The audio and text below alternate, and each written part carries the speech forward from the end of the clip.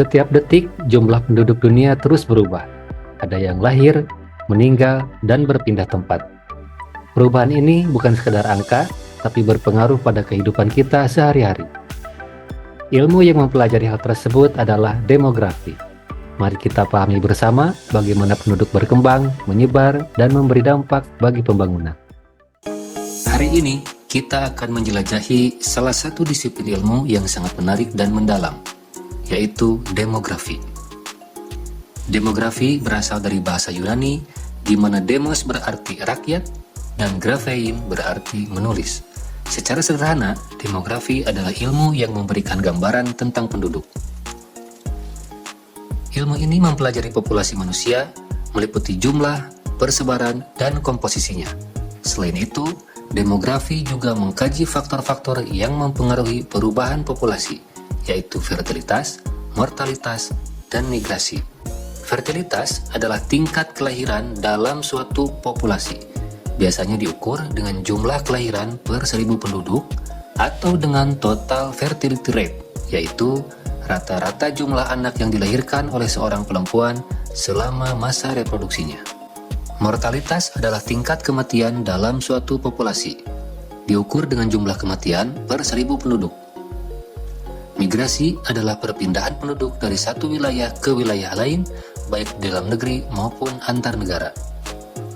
Data demografi sangat bermanfaat, baik bagi pemerintah maupun sektor swasta. Pemerintah dapat menggunakannya untuk merencanakan pembangunan, sementara sektor swasta dapat menggunakannya untuk perencanaan produksi dan pemasaran. Demografi juga membantu kita memahami hubungan antara perkembangan penduduk dengan aspek pembangunan sosial. Misalnya, di Indonesia kita bisa melihat kebijakan program KB, wajib belajar 12 tahun, hingga program transmigrasi di era tahun 1970-an. Selain itu, studi demografi penting untuk meramalkan konsekuensi pertumbuhan penduduk.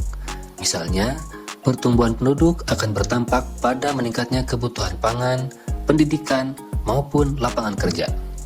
Sekarang, mari kita bahas sumber data kependudukan. Data ini meliputi distribusi usia, jenis kelamin, hingga aspek sosial ekonomi masyarakat. Ada 3 sumber data kependudukan. Registrasi vital, yaitu pencatatan peristiwa penting dalam kehidupan seperti kelahiran, kematian, perkawinan, perceraian, hingga adopsi. Registrasi vital dilakukan secara terus-menerus dan berkesinambungan. Di Indonesia, sistem ini terintegrasi dalam SIAK atau Sistem Informasi Administrasi Kependudukan yang menjadi basis data kependudukan nasional. Keunggulan registrasi vital adalah akurasi datanya, tetapi efektivitasnya sangat bergantung pada kesadaran masyarakat untuk melaporkan setiap peristiwa kependudukan. Tantangan lain juga muncul di daerah-daerah yang masih terkendala faktor geografis dan keterbatasan sarana prasarana, sehingga pelaksanaan SIAK belum optimal. Sensus penduduk, yaitu pencacahan seluruh populasi yang dilakukan secara menyeluruh setiap 10 tahun. Di Indonesia, sensus penduduk dilaksanakan oleh BPS atau Badan Pusat Statistik. Dengan sensus, kita bisa mengetahui jumlah, pertumbuhan, dan komposisi penduduk. Namun sensus membutuhkan biaya besar dan datanya cepat menjadi usang karena hanya dilakukan sekali dalam 1 dekade. Survei penduduk. Survei dilakukan pada sebagian populasi untuk memperoleh data yang lebih spesifik dan terkini. Kelebihan survei adalah detail informasinya.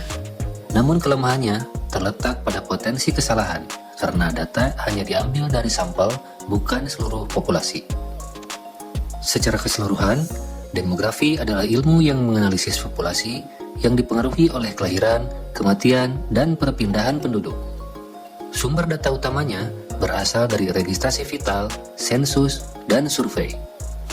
Analisis demografi sangat penting untuk memahami perubahan penduduk dan dampaknya terhadap kehidupan sosial, ekonomi, maupun pembangunan. Oleh karena itu, mari kita menggali lebih dalam dan memahami lebih banyak tentang dunia demografi. Demografi bukan sekedar angka, tapi cermin masa depan kita. Mari bersama memahami dan memanfaatkannya demi pembangunan yang lebih baik dan berkelanjutan.